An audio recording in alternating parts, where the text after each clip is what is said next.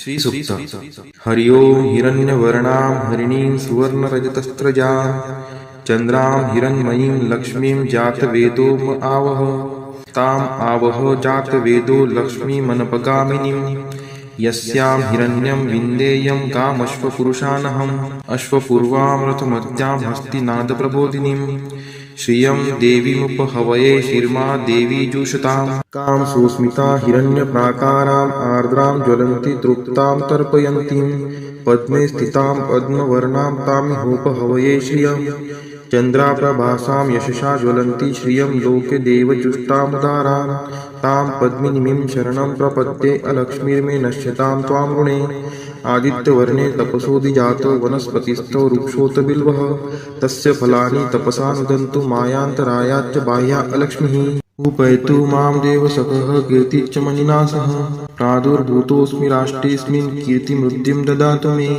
क्षुत्पिपासामलां ज्येष्ठाम् अलक्ष्मीं नाशयाम्यहम् अभूतिं समृद्धिं च सर्वा निर्नुद्मे गृहात् गन्धद्वारां दुराधर्षां निष्टपुष्टां करीषिणीम् ईश्वरी सर्वभूतानां तामिहोपहवये श्रियं मनसः काममाकुतिं वाचः सत्यमशीमहि पशूनां रूपमन्नस्य मयि श्रीश्रयतां यशः कर्दमेन प्रजाभूता मयि सम्भवकर्दम श्रियं वासय मे कुले मातरं पद्ममालिनीम् आपः स्रजन्तु स्निग्धानि चिक्लितवसमे गृहे नीचदेवीं मातरं श्रियं वासय मे कुले आर्द्रायः कर्णीं यष्टिं सुवर्णां हेमालिनीं सूर्यां हिरण्मयीं लक्ष्मीं जातवेदो म आवह आर्द्रां पुष्करिणीं पुष्टिं पिङ्गलां पद्ममालिनीं चन्द्रां हिरण्मयीं लक्ष्मीं जातवेदो म आवह तां म आवह जातवेदो लक्ष्मीमनपगामिनीं यस्यां हिरण्यं प्रभूतं गावो दाशोऽश्वान् विन्देयं पुरुषानहम्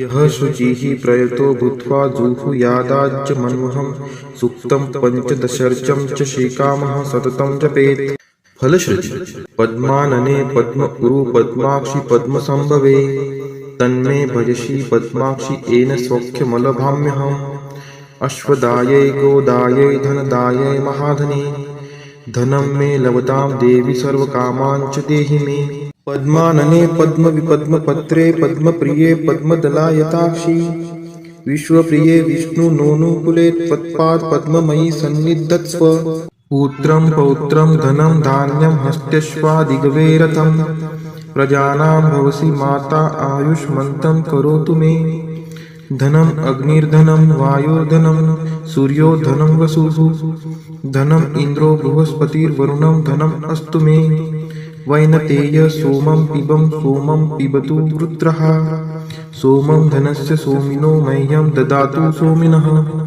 न क्रोधो न च मात्सर्यं न लोभो नाशुभा मतिः भवन्ति कृतपुण्यानां भक्तानां श्रीसूक्तं जपेत् सरसीजनीलये सरोजहस्ते धवलतरांशुकगन्धमाल्यशोभे भगवती हरिवल्लभे मनोज्ञे त्रिभुवनभूतिकरी प्रसीद मह्यं विष्णुपतिं क्षमां देवीं माधवीं माधवप्रियां लक्ष्मीं प्रियसखीं देवी नामाम्यच्युतवल्लभां महालक्ष्मी च विद्महे विष्णुपत्नी च धीमहि तन्नो लक्ष्मीः प्रचोदयात् श्रीवर्चस्वम् आयुष्यम् आरोग्यमाविधात् शोभमानं महीयते धान्यं धनं पशुं बहुपुत्रलाभं शतसंवत्सरं दीर्घमायुः इति श्रीसूक्तम् वेङ्कटेशो वासुदेव प्रद्युम्नोमितविक्रम सङ्कर्षणो अनिरुद्धश्च शेषाद्रिपतिरेव च जनार्दन पद्मनाभो वेङ्कटाचलवासनः सृष्टिकर्ता जगन्नाथो माधवो भक्तवत्सल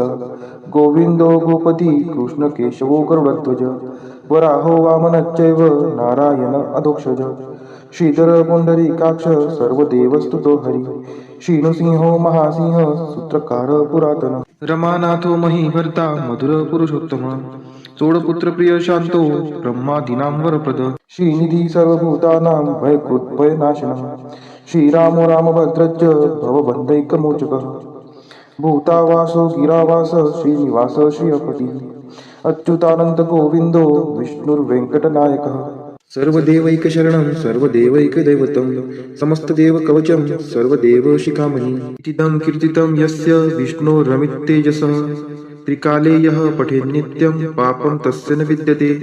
राजद्वारे पठेत् घोरे संग्रामे रिपुसङ्कटे। भूतसर्पपिशाचादि भयं नास्ति कदाचन। अपुत्रो लभते पुत्रान् निर्धनो धनवान् भवेत्।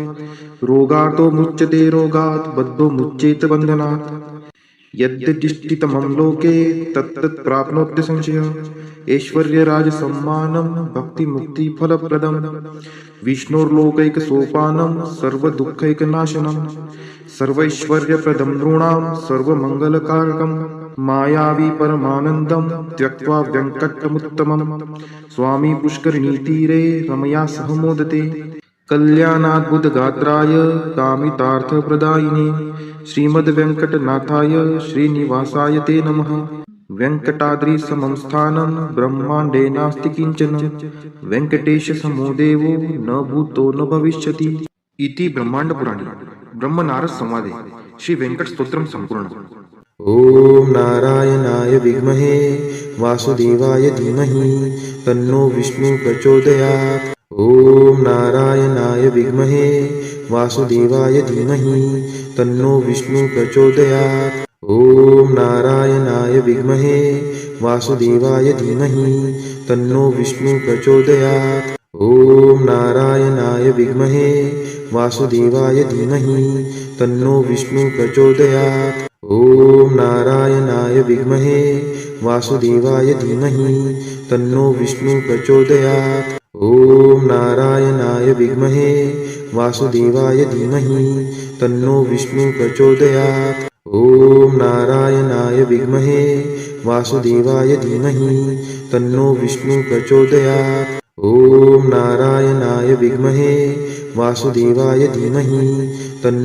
नारायणाय विद्महे वासुदेवाय धीमहि तन्नो विष्णु प्रचोदयात्। ॐ नारायणाय विद्महे वासुदेवाय धीमहि तन्नो विष्णु प्रचोदयात्। ॐ नारायणाय विद्महे वासुदेवाय धीमहि तन्नो विष्णु प्रचोदयात्। ॐ नारायणाय विद्महे वासुदेवाय धीमहि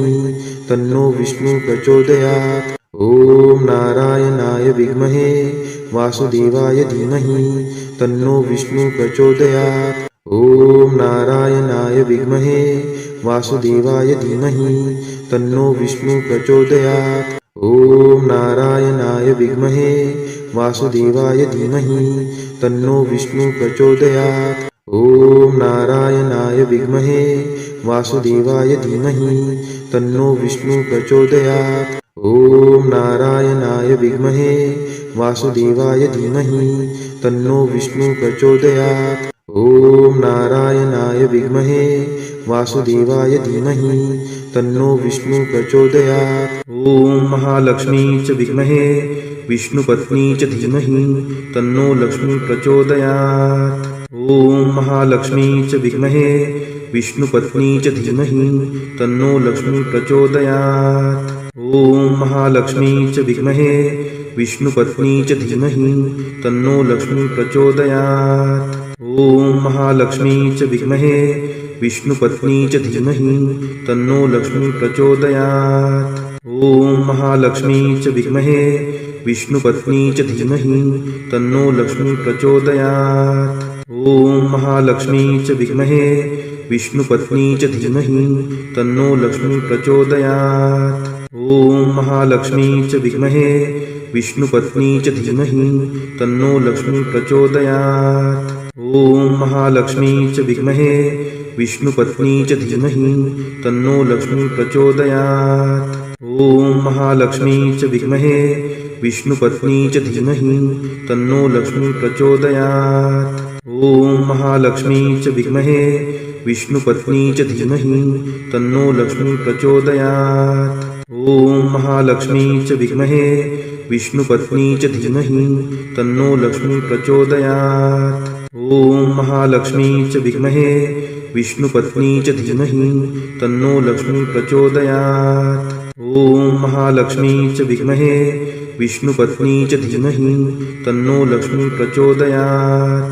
ॐ महालक्ष्मी च विद्महे विष्णुपत्नी च धीमहि तन्नो लक्ष्मी प्रचोदयात्। ॐ महालक्ष्मी च विद्महे विष्णुपत्नी च धीमहि तन्नो लक्ष्मी प्रचोदयात्। ॐ महालक्ष्मी च विद्महे